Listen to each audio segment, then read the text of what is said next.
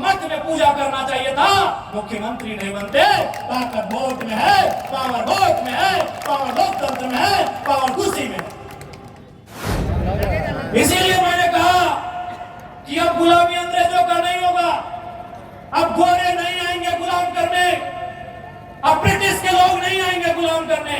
इस देश के पूंजीपति, इस देश के उद्योगपति, इस देश के अमीर लोग आपको गुलाम करने का काम करेंगे और आपकी ताकत, आपकी वोट पिछले 12 साल से संभाल कर रखे हैं और आप जनता को केवल डराने का काम करते हैं, केवल डराने का काम करते हैं। क्योंकि ये नए जमाने की पॉलिटिक्स का एक ट्रेंड बन चुका है कि जनता को डराइए, उनका वोट लीजिए और अपना काम बनाइए। पश्चिम बंगाल, जिला पुरुलिया, जयपुर कोटशिला किस पावन धरती में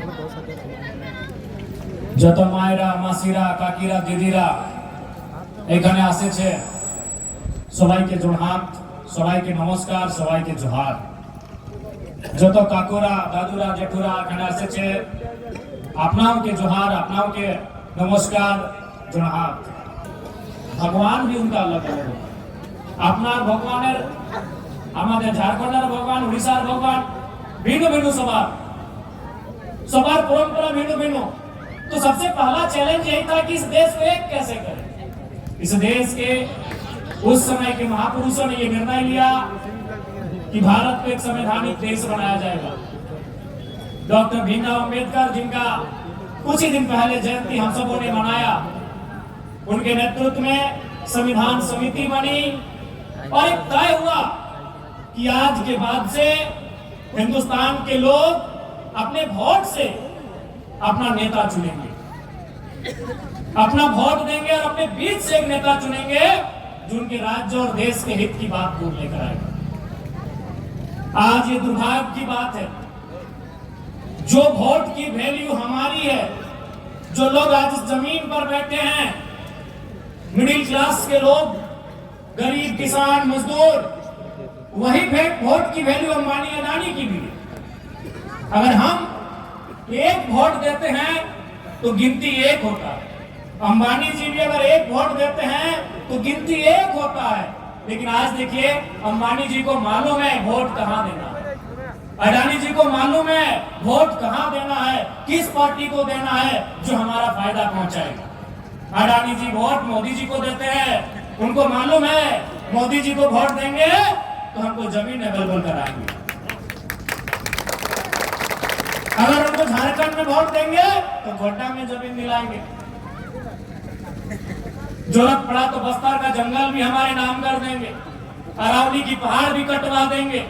यानी एक उद्योगपति जिसके पास इतना पैसा है कि आने वाले 100 साल तक उसके घर में रोजी रोजगार की कोई कमी नहीं होगी, और उसको चिंता है कि हमको वोट किसको देना है जो हमको फायदा पहुंचाएगा।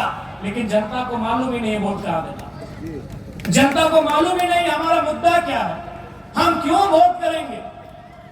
जनता को मालूम ही नहीं है कि हम क्यों वोट करने जा रहे हैं। वोट आया है, नेता गांव में आए, प्रचार अच्छा लगा, कुछ खर्चा पानी दिया गया और हमने वोट कर दिया। जो लोग बिजनेसमैन हैं, जो बड़े बड़े लोग हैं, जो आने वाले 100 सालों तक बैठकर खाना खाएंगे, उनको चिंता है कि हमको वोट कहां देना, किस पार्टी को वोट देंगे, किसको विधायक बनाएंगे जो मेरा काम करेगा। लेकिन हमारी जनता को, भोली भाली जनता को ये नहीं मालूम है कि हम किसको वोट देंगे जो हमारे बच्चों के लिए शिक्षा की बात करेगा, उनके रोजगार की बात करेगा, उनके लिए बेहतर स्वास्थ्य की बात करेगा। आज आपको चिंता करना होगा, नहीं तो फिर इस भारत को, जो आजाद भारत हुआ है, जो लोकतांत्रिक भारत हुआ है, उसे गुलाम होने में समय नहीं लगेगा। इस बार गुलामी अंग्रेजों की नहीं होगी, इस बार गुलामी इसी देश के लोगों की होगी। वो कुछ मुट्ठी भर अमीर लोग होंगे कि नहीं होंगे। आज बताइए, आज जो देश की परिस्थिति है, आज आपको स्वच्छ पानी नहीं मिल रहा है। माताएं बहनें बैठी है, मायरा मासी लगा कि आपने कहने से आज जोलेर की व्यापार, क्या कभी पानी का मूल्य लगता था? आज से 30-40 साल पहले क्या आपने कल्पना किया था कि हम पानी का पैसा देंगे? क्या आपने कल्पना किया था? आज बोतल में पानी बिक रहा है कि नहीं बिक रहा है? आज आज हम ऑक्सीजन फ्री में ले रहे हैं। आज जो परिस्थिति है देश की, आपको क्या लगता है दिल्ली के जो हालात है, नहीं लग रहा है कि हवा का भी पैसा लगेगा? इसीलिए मैंने कहा कि अब गुलामी अंग्रेजों का नहीं होगा, अब गोरे नहीं आएंगे गुलाम करने, अब ब्रिटिश के लोग नहीं आएंगे गुलाम करने। इस देश के पूंजीपति, इस देश के उद्योगपति, इस देश के अमीर लोग आपको गुलाम करने का काम करेंगे। और आपकी ताकत आपकी वोट, आपका ताकत आपका वोट है, आपका ताकत आपकी एकजुटता है। इसलिए सबसे पहले एकजुट रहिए, सबसे पहले तो एक रहिए। और आपकी जो सबसे महत्वपूर्ण ताकत है अपना वोट। आज नरेंद्र मोदी जी कहते हैं कि हम चाय बेचते थे, इतना पावरफुल कैसे बने? आपकी वोट से। आज कहता है ना, असम के चाय बागानों में प्रधानमंत्री कह रहा है कि हम भी चाय बेचते थे, लेकिन आज उनको हमने देश का प्रधानमंत्री बनाया, कारण आपके वोट से, हमारे वोट से, यानी आपके वोट में वो ताकत है। और याद रखिएगा, इसी मंच पर कोई हिंदू होगा, कोई मुसलमान होगा, कोई सिख ईसाई, कोई आदिवासी होगा, सबकी अपनी अपनी धर्म मान्यताएं आस्थाएं हैं। लेकिन एक बात कड़वी बात है, बुरा मत मानिएगा, आज जो शक्ति सत्ता में है, वो अगर हमारे अवतारों में होती तो शायद योगी आदित्यनाथ मुख्यमंत्री नहीं बनते। आज से 2500 साल पहले होता होगा कि ईश्वर और अल्लाह से लोग सीधा बात करते होंगे। क्योंकि इतनी बड़ी परंपरा है भाई, हम एक छोटा सा नौजवान उस पर सवाल नहीं करेंगे। लेकिन आज के परिस्थिति में हम कहेंगे आपको कि यदि ताकत किसी ईश्वरीय शक्ति में होती तो योगी आदित्यनाथ जी ऑलरेडी एक मठ के मठाधीश थे, उनको मठ में पूजा करना चाहिए था, मुख्यमंत्री नहीं बनते। ताकत वोट में है, पावर वोट में है, पावर लोकतंत्र में है, पावर कुर्सी में है।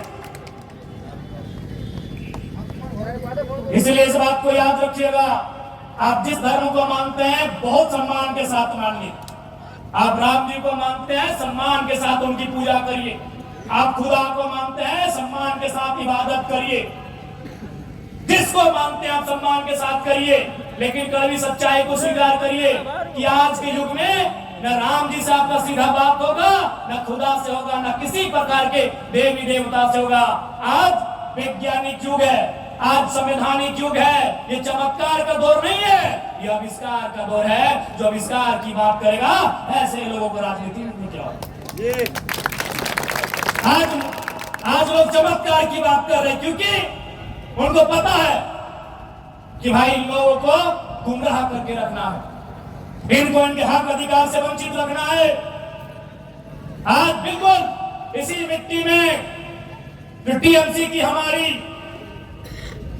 मुख्यमंत्री आदरणीय ममता दीदी हैं, उनसे जरूर पूछेगा कि 15 साल का आपको समय दिया। 15 साल एक बहुत बड़ा समय होता है। इन 15 सालों में आपने जितना अपने भतीजा का या जो भी है अभिषेक बाबू के लिए जितना किया, अगर बंगाल के नौजवानों के लिए, गरीब गुरबों के लिए करते तो आज ये दिन आपको देख रहा नहीं था। अमित शाह जी से भी पूछिएगा, वो बंगाल में कह रहे हैं कि 15 दिन का डेरा डालेंगे। अरे 15 दिन का है, 115 दिन का डेरा डालिए। लेकिन मोटा भाई ये बताइए, आपके लाडले जैसा जी क्रिकेट का कौन नहीं जानते हैं, उनको आपने पहले बीसीसीआई का सेक्रेटरी बनाया और आईसीसी का चेयरमैन बना दिया। बिना क्रिकेट खेले आपका बेटा आईसीसी का चेयरमैन है। अरे हम तो बिना पढ़े नौकरी नहीं मांग रहे, हम तो पढ़ के मांग रहे, दे दो ना भाई।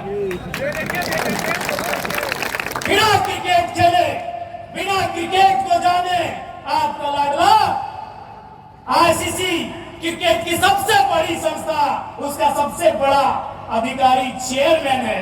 और हमारे नौजवान, पढ़े लिखे नौजवान, 10 साल तैयारी करने वाले, 15 साल तैयारी करने वाले नौजवान आज एक चपरासी की नौकरी के लिए तरस गए हैं। आपकी सरकार का वादा था मोदी जी, 1 साल में 2 करोड़ की नौकरी। आज आपके 12 साल होने को हैं। जून के महीने में आपका 12 साल होगा मोदी जी। 12 दूनी 24 करोड़।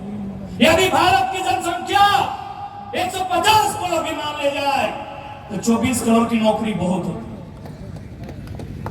क्या नौजवानों, 24 करोड़ की नौकरी कम होती है क्या? क्या है आज भारत की जनसंख्या? मोटा मोटी जनगणना में 120 करोड़ के पास था, यानी 1.25 अरब, आज 1.5 अरब मान लेते हैं।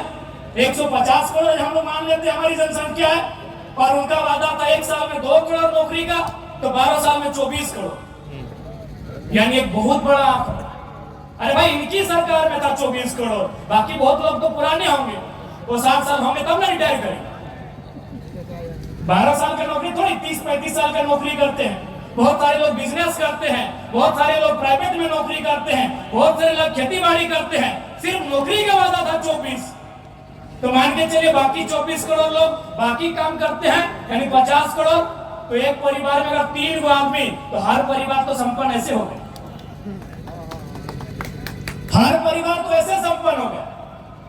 एक परिवार में अगर 4, 5, 6 लोग भी मानते हैं तो 24 करोड़ नौकरी बहुत ज्यादा है। इसलिए दोनों से सवाल होगा, क्योंकि एक ने इस राज्य की सत्ता को 15 साल संभाला है और एक ने दिल्ली की सत्ता को पिछले 12 साल से संभाल कर रखे हैं, और आप जनता को केवल डराने का काम करते हैं, केवल डराने का काम करते हैं। क्योंकि ये नए जमाने की पॉलिटिक्स का एक ट्रेंड बन चुका है कि जनता को डराइए, उनका वोट लीजिए और अपना काम बनाइए। इसलिए आज केवल जयपुर और बागमुंडी ही नहीं, बंगाल के 294 सीटों में जहां जहां ऐसे नौजवान चुनाव लड़ रहे हैं जो बंगाल के लिए कुछ करना चाहते हैं, जो यहाँ के नौजवानों के लिए, यहाँ की बहनों के लिए, यहाँ के बुजुर्गों के लिए अगर भला सोचे हैं, उनको उन सीटों से जिताने का काम करिए बंगाल वासियों, क्योंकि ताकत आपकी इस अंगुली में है।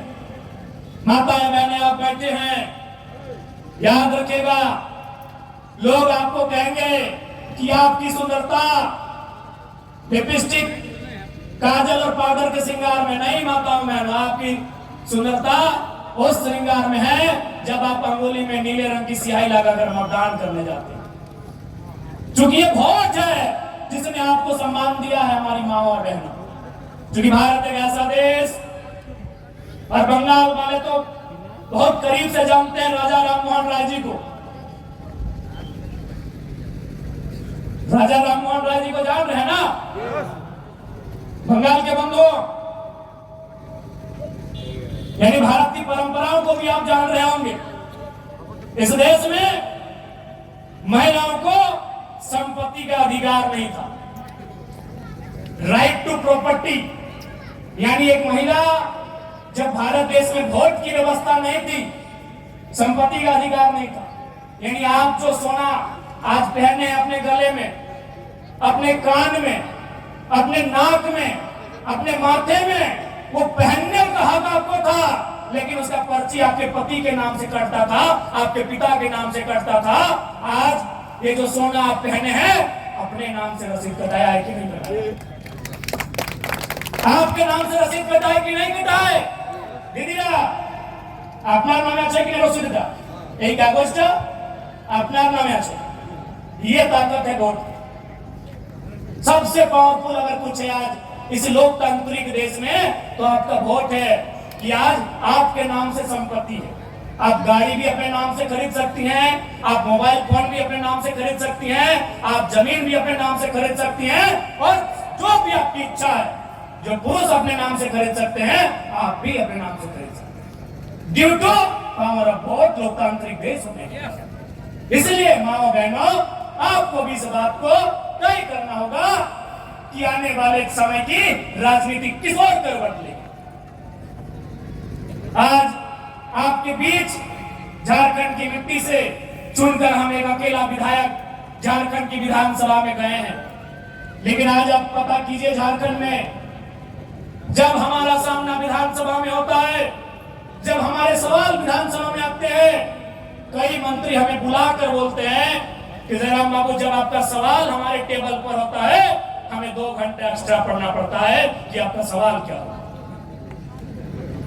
इसलिए आज यह महज एक चुनाव नहीं है, बंगाल के बेहतर भविष्य का निर्माण का आधार है। एक ऐसा बंगाल जिसे कभी सोनार बांग्ला के नाम से संबोधित किया जाता था, जिसे अंग्रेजों ने इसी मार्ग से भारत के सोने को बाहर निकालने का काम किया था।